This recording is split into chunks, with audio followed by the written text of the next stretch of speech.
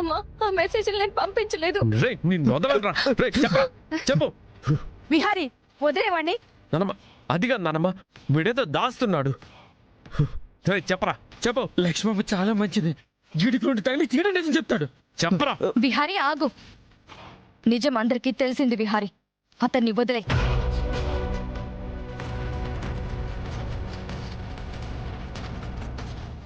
పోరా ఇక్కడి నుంచి.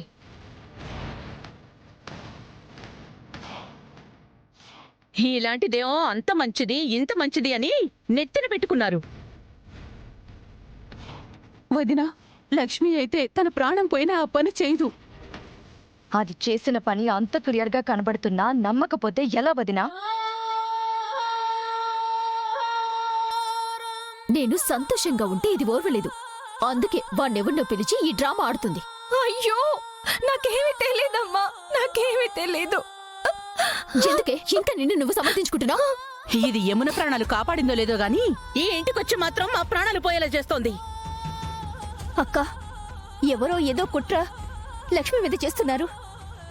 దీని మీద కుట్రలు కుతంత్రాలు చేసే అవసరం ఎవరికుంటుందక్కా?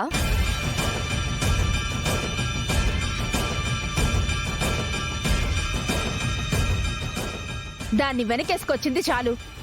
దానివల్ల ఈ రోజు నా మనవరాలి కార్యముహూర్తం దాటిపోయి ఆగిపోయింది. మన నాశనం కోరుకునే మనుషుల్ని మనం ఇంట్లో పెట్టుకుని మోస్తున్నాం. ఏంటో కర్మ.